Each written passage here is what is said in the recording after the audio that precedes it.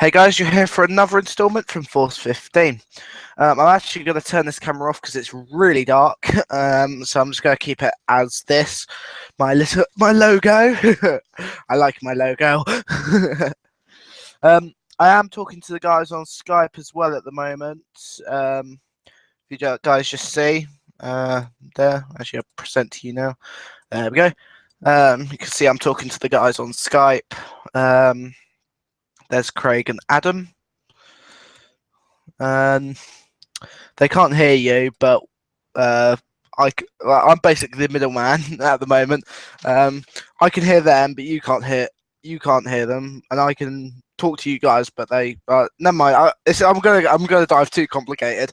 Um, so basically, over the last sort of week or so, we've had news coming in of sudden stratospheric warming, which has come through, and it's basically a sudden warming in the stratosphere, thus stratospheric warming. But it's actually very an interesting phenomenon, actually. I think it's sort of partial coincides with El Nino. Sudden stratospheric warming can also cause a cold snap in the United Kingdom.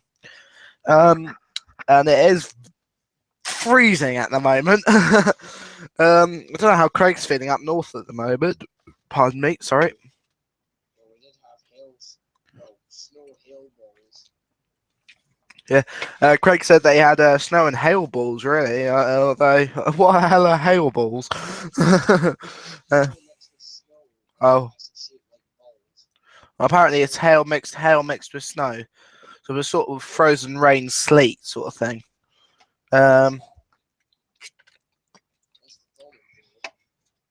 Yeah. Technically it was sleet. And it's a lot of record breakers at the moment, as to regards to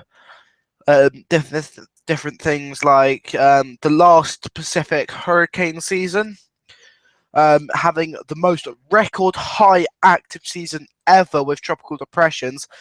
We fell just shy of the record of 27, which was in 1992 when we had 27 named storms. But last year it was 26. And also hurricanes tied record high as well. But tied record high with 1990, 1992, and 2014. Major hurricanes recorded were 11. That was coinciding with a very strong El Nino year. And also, the total fatalities from the season totaled 35 direct and 5 indirect. Total damages was 532.7 million, most of which I believe came from Patricia, with $460 million of damage because of its Cat 5. Actually, I think it's been downgraded now to a Category 4 landfall on the Saffir-Simpson scale. And also, looking at the Wikipedia map, they do have dot going from 5 to 3, but that's I think we can just account for around about in the middle of it be transitioning from a 5 down to a 3. That's when it made landfall. Then Patricia was followed by Tropical Storm Rick. Not as strong, well, feeble to its predecessor, Hurricane Rick of 2009. Patricia had the limelight, really. I believe Sandra as well. That could have, had it not hit the wind shear, we could have been looking at a second Category 5 for Sandra. So yeah, if Sandra hadn't, and also Craig's been saying as well, if Sandra had not hit the wind shear, that would have definitely been a 5. And also, yeah, it actually does mention on the Wikipedia, with it's moving almost due north through a gap in the subtropical ridge. Increasing vertical wind shear began to slowly weaken Sandra, dropping below major hurricane intensity on early November 27th. Thereafter, Sandra rapidly weakened and dissipated in response to an approaching trough, I think that is. Sandra weakened to a tropical storm late the same day and turned sharply towards northwest and, being devoid of deep convection, weakened to a post-tropical cyclone 6 hours later. And then towards the end of that season, a very surprise system actually, forming on December 31st, Tropical Depression 9C, which took us all by surprise. And actually, we did think that storm would actually be Parley. A lot of us guys on the Force 13 team did think that 9C would become Parley, but struggled to get above tropical depression intensity and pretty much dwindled and dissipated on the first. And then also, start of this year, two very big record breakers with Hurricane Alex, the earliest hurricane ever reliably recorded, I believe. And it thinks it beats out the marks second recorded hurricane formation in January, with the other one being Hurricane 1 of 1938. On January 15th, NHC issued its last advisory on Alex as the storm transitioned into an extratropical cyclone on January 17th.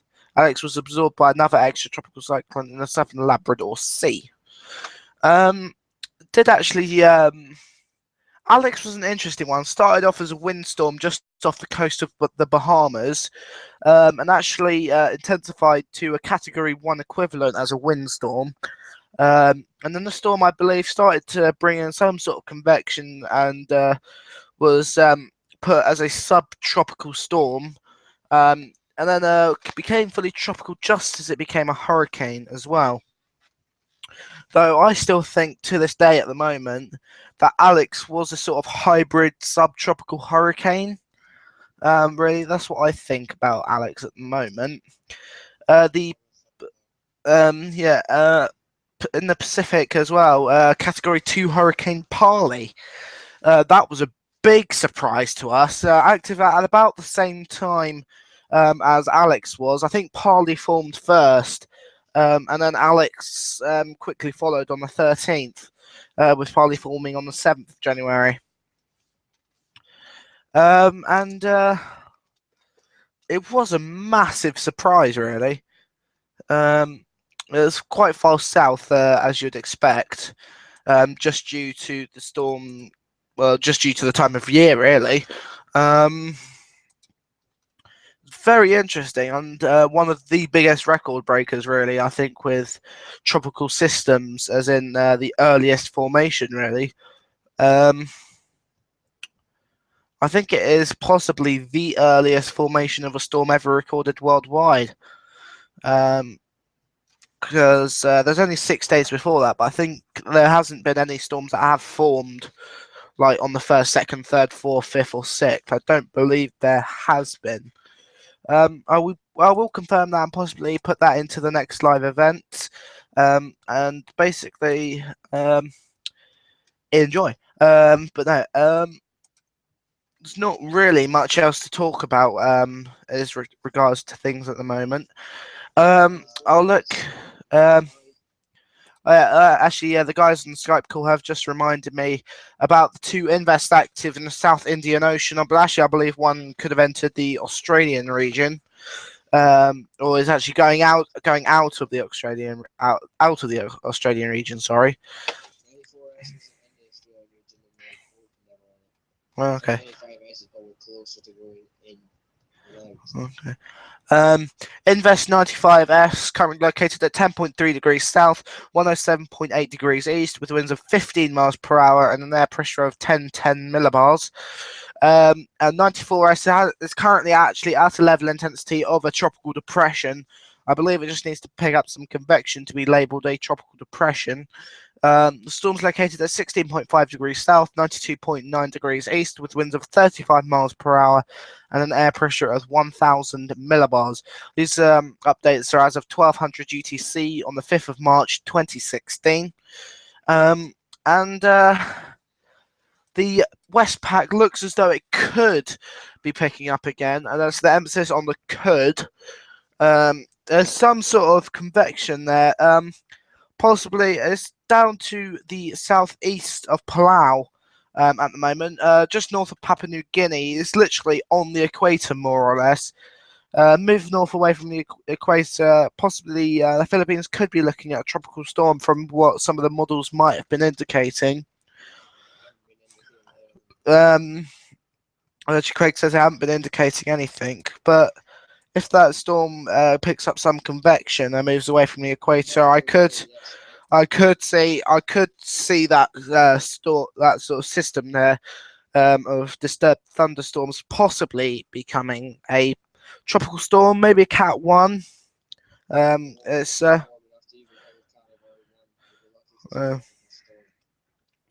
it's nowhere near warm enough to support major cyclone intensity. Could I also add to discussions that me and Craig had recently about the Atlantic and indications on how this upcoming season seems to be shaping up from early indications. Okay. I'll just quickly interject as well to put Zone onto the live event quick. Just to. Already early indications have been suggesting a very interesting Atlantic hurricane season coming up. We could be seeing a season with quite a few interesting record breakers, the record breakers starting it off. Also, as well to say, the first forecast for the Atlantic hurricane season came in on December 16th, 2015 from TSR. And there's the tropical storm risk, and they predicted 13 named storms, 5 of which will become hurricanes and 2 major. Looking at last year's predictions, I'd have to say the closest was tropical storm risk. I'd say on the actually no, yeah, it's tropical storm risk on the it's during the season, which was August 5th, 2015. But I would actually say that if they wanted an off-season forecast, I would say that best one to go with for like the closest guess at the season would be tropical storm risk again on the April 9th, 2015. NCSU did call for a slightly lower average season. The average season in the Atlantic consists of this average is from 1981 to 2010. The average is 12.1 named storms, 6.4 of which become hurricanes, and 2.7 majors. And they called for a slightly below season average, below average season. Sorry, they called for 4 to 6 named storms, 1 to 3 hurricanes, and 1 major. In the end, the actual activity was 11 named storms, 4 hurricanes, and 2 majors. And looking forward to the next hurricane season, Atlantic hurricane season forecast, which is expected to come out in April and May. Early indications suggest that the forecast numbers that came out in December of last year by TSR would also increase by early indications. Okay. Just to say as well to the guys on the stream, guys watching on the stream, We will now take a short break, and be talking to Craig during Craig and Adam during that time. Anyways, this is all just for a little break now. This is Force 15 live.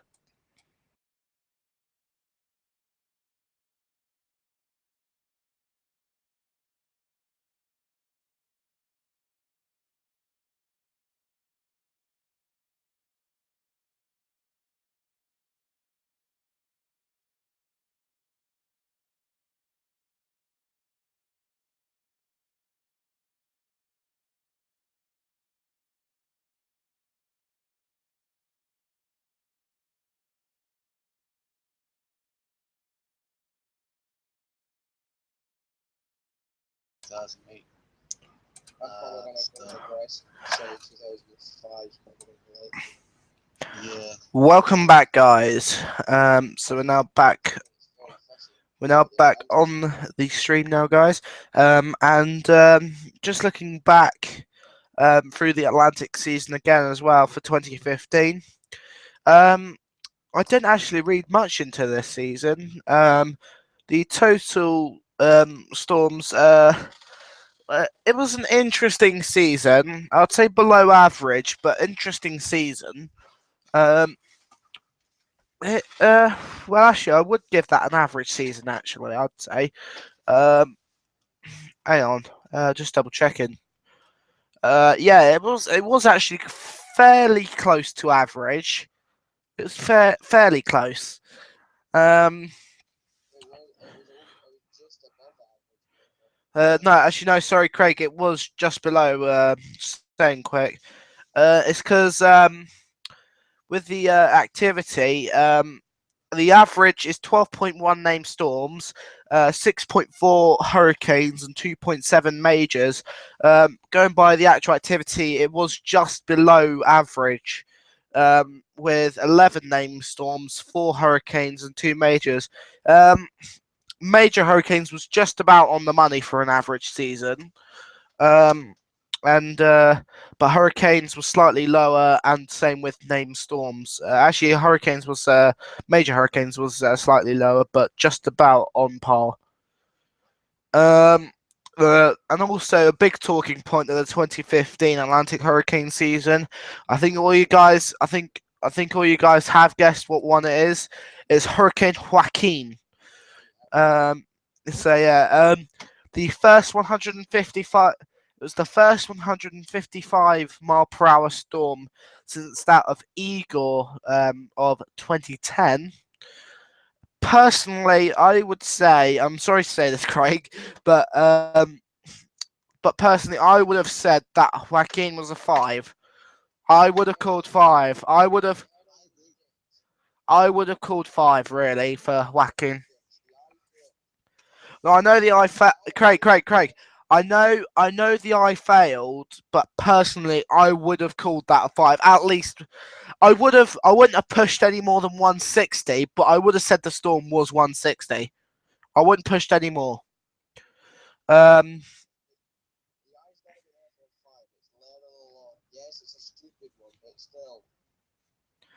uh,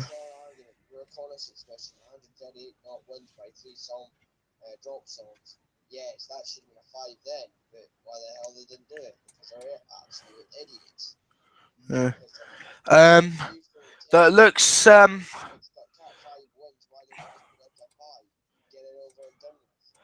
Also, just to say as well to the guys watching stream, it did. It does look though that maybe this year we could see the Category 5 in the Atlantic after 9 years of waiting for a Category 5 hurricane. Do you think? Do you? Well. Hmm.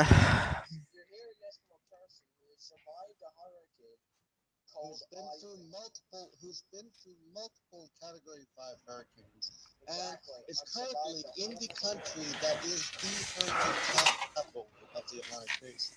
Um. So, anyways, just to say to everyone watching the stream now, Well, actually, which is no one. Lol. Top level. Yeah, no, I know. But anyways, if you're watching this after I've done the stream, thank you very much, guys, for watching. It's just been a one-man show, really, but with Craig and Adam in the background, but you guys haven't been able to hear them. So, anyways, that's all from me now. Thank you guys for watching. This is Force 15 signing off.